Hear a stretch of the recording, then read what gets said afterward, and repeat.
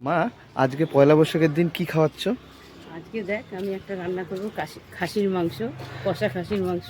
চল যাবো রান্না করতে এবার। হ্যালো বন্ধুরা, আমরা শ্যামা কিচেনে স্বাগত।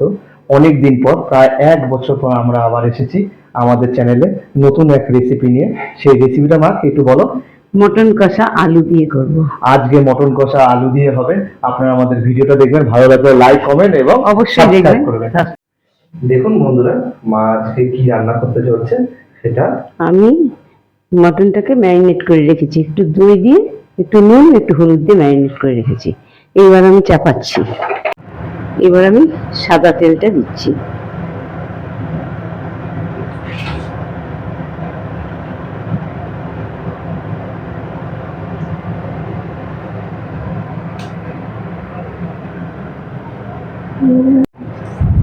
এবার আমি তেজপাতা তেল দিলাম।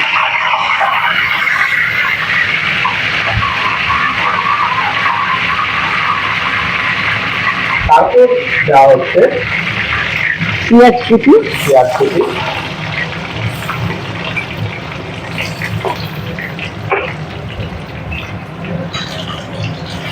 এটাকে মা ভাজা হচ্ছে, লাল করে ভাজা করবো। হ্যাঁ,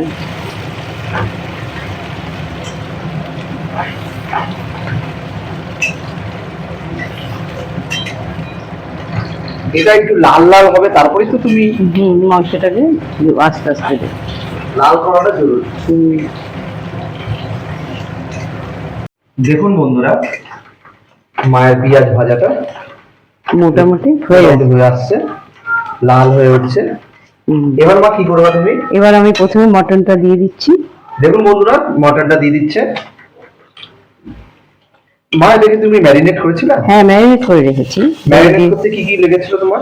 দই, দই, সর্ষের তেল, একটু দিয়েছি, হলুদ। সর্ষের তেল আর হলুদ দিয়ে ম্যারিনেট করা হয়েছিল।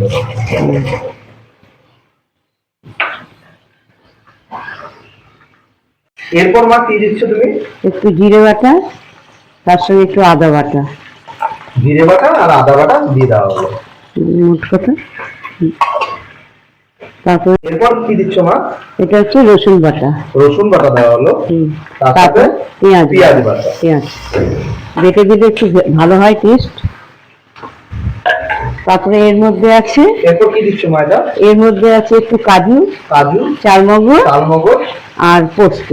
পোস্ত, তিনটা জিনিস নিয়ে কাজু, চালমগজ আর পোস্ত দিয়ে একটা পেস্ট করে সেটা রান্না দেওয়া হচ্ছে বন্ধুরা। এটা দিলে খুব টেস্ট হয় বন্ধুরা। যারা যারা আমাদের ভিডিও দেখছো, দেখবা যদি এই জিনিসটা ব্যবহার করা হয়, রান্নার টেস্ট খুব ভালো হয়। এরপর হলুদ দেওয়া হচ্ছে, মাপ মতন, আন্দাজ মতন।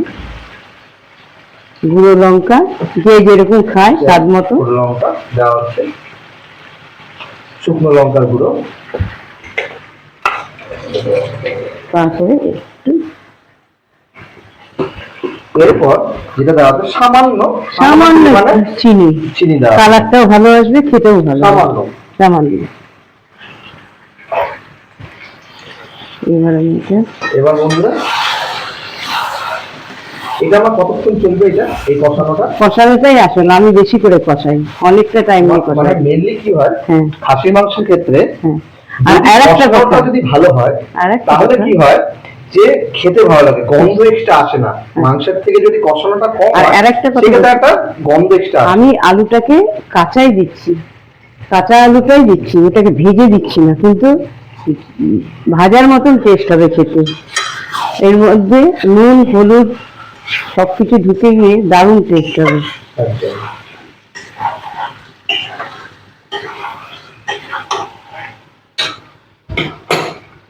দুটো দেখি, দুটো রসুন দিয়ে দিচ্ছি, আর একটু রসুন কুয়ো, তার সঙ্গে কেটে রাখা কাঁচা পেঁয়াজও দিয়ে দিচ্ছি। একটু কষা হবে মাংসটা।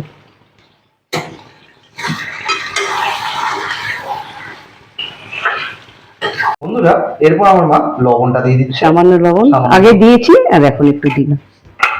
বন্ধুরা দেখো, আমার মায়ের কষানোটা প্রায় শেষের পথে। দেখো, একটা ভালো গন্ধ, একটা সুন্দর একটা গন্ধ আসছে। মা কতক্ষণ করলাম কষানোটা? মোটামুটি 20 মিনিট কষালাম। থেকে 25 মিনিট হয়ে গেছে কষানোটা। যেহেতু মাংসটা কষানোটাই মেন বিষয়। এই কারণে কষানোর উপর নির্ভর করে টেস্ট। যদি ঠিকমতো কষানো না হয় তাহলে এক ধরনের একটা গন্ধ এক্সট্রা থাকে। এরপর বন্ধুরা এর মধ্যে মা জলটা দিয়ে দিচ্ছে।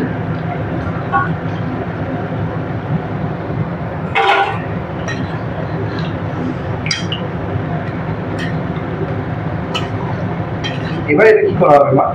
এটাকে আমি ঢেকে দেবো। ঠিক আছে, ঢেকে দাও। গন্ধটা দারুণ আসছে, সেই সেম। বন্ধুরা খুব ইচ্ছা করছে মায়ের কাছ থেকে একটা মাংস খাবি? বন্ধুরা দেখো, এবার আমার মা ঢাকাটা ঢাকাটা তুলে দিচ্ছে। দেখো বন্ধুরা, একটা অসাধারণ কালার এসেছে, গন্ধটাও দারুণ আসছে, খুব ভালো লাগছে, খেতে খুব ইচ্ছা করছে মা। আচ্ছা ঠিক আছে।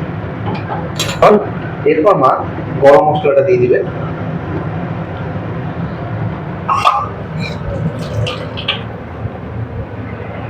এরপর আমি একটু ঘি দিয়ে দেওয়া হচ্ছে। সামান্য ঘি, সামান্য ঘি।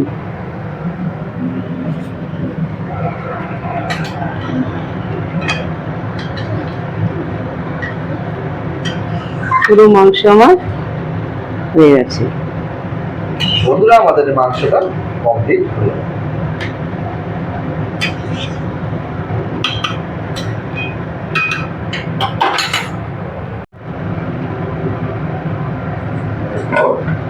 মাটনটা